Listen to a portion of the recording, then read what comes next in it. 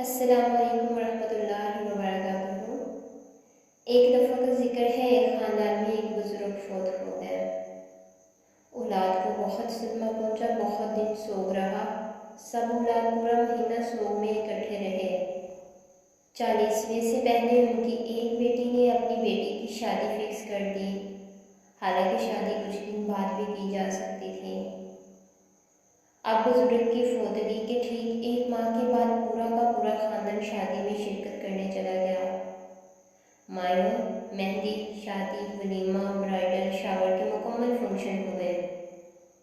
بیٹیوں نے غرارے شرارے پہنے، ساڑیاں باندھی، نوازیوں پوتیوں نے ڈانس کیے، سب نے مہندیاں لگائی، پارلر سے تیار ہوئی۔ غرض یہ کہ دھوم دھام سے شادی اٹینڈ کر کے ایک ہفتے بعد واپسی ہوئی اور سوگ دوبارہ شروع ہو گیا۔ یہ سوگ کافی ماہ چلتا رہا۔ اس کے بعد سب اپنی اپنی زندگیوں میں مصروف ہو گئے۔ اس دوران سب تفریحات ہوئی، پارٹی، فنکشن، گھومنا پھرنا، شادیاں اٹینڈ کرنا، دعوتیں کرنا۔ رمضان آ گیا۔ رمضان میں بھی بیٹیوں کی آپس میں خوب افطار پارٹیاں ہوئی۔ ہوٹلوں میں سحری، بوفے کی دعوتیں، افطاری، بوفے کی دعوتیں۔ عید والے دن پھر سوگ شروع ہو گیا کہ ان بزرگ کی وفات کے بعد پہلی عید ہے۔ سب نے پرانے جوڑے پہنے، نئے جوڑے افطار پارٹیوں اور سحری پارٹیوں میں پہن لیے تھے۔ نہ مہندی لگائی گئی، نہ چوڑیاں، نہ شیر قورمہ بنا۔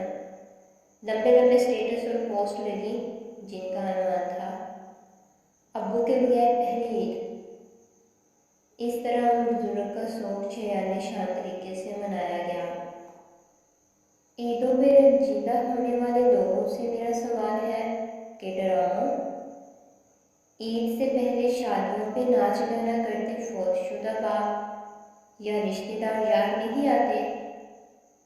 عیدوں پہ ہی خاص طور پہ دوسروں کو خوش ہوتا دیکھ کے رونا ڈالنا ہوتا ہے، جبکہ عیدوں پہ شیطان ہوتا ہے، مومن خوشی مناتا ہے۔ اور فنکاروں، یہ غم کا کون سا سوئچ ہے جو آپ کی مرضی سے آف آن ہو جاتا ہے؟ جب سوٹ کیا خوش ہو گئے، جب سوٹ کیا غمگین۔ مزید اچھی ویڈیوز کے لیے میرے چینل کو لائک، سبسکرائب اور شیئر کریں۔